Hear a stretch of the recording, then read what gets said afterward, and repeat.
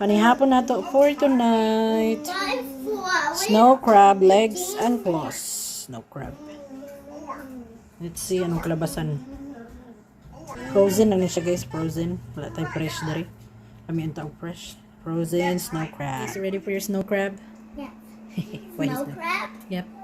Yeah, this is snow crab. See, this is our dinner for tonight, crab? guys. What's snow crab? Tapos, mommy will make potato and carrots.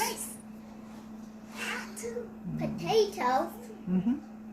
I don't Snow want crab. carrot. I will I oven want bake to this one. have corn. It's hopefully turn out good. Potato.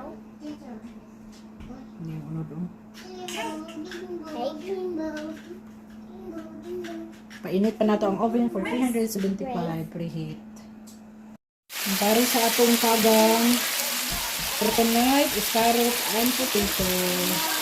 Ang ating veggies for tonight. Gulay na to. Karang panghapon. Salt and pepper lang siya guys. Pepper na nagitong-itong, then garlic salt. Na siya ahos, tapos of course ground with parsley. Muna ang kumong niya si Sumi. Siya, muli na itong pagkalasa sa ating gulay. Ano yan? Yan na, ready na ang atong veggies. Golden brown na siya. Himot na po. Perfect na siya. Perfecto na siya. Ready to eat. It is barking because there is someone who ride motorcycle. Siya, hindi na siya lame. Humok na ang kapito natin ay carrots. Tapos ang atong crab po, nititit na. So, luto na ang atong, ano na siya guys, ang atong oven bake na snow crab.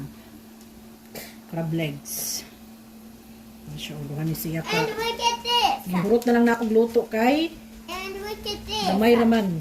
Schoolwork. Isa ka, 2 pounds ra. Schoolwork Isa ka for bag. me. Good job. Well, Matthias here is doing his schoolwork. Good job, my love. Daddy, it's home. Daddy's home na? Go check the window. Isa. Yay! See, that's how when Daddy's here. Right there, na in the door. Daddy's here. So, ready na po ang panihapon. Perfect time kaayo. Si Daddy, naabot na. Oh, sige pa manitotip. Kabala kong kaano. Ready. Manihapon ta, guys.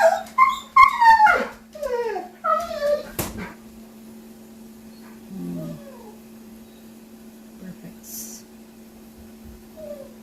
Focus kayo ang ano.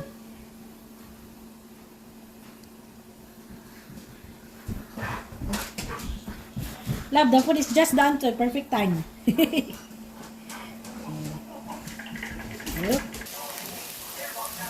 Hindi na ako na-off. Ay. Mauna ta guys. Ito ang ating gulay. Para sa ating crab legs. Snow crab. Thank you for watching. Gunta, may kita-kita pa kita sa sunod na higayon. God bless everyone.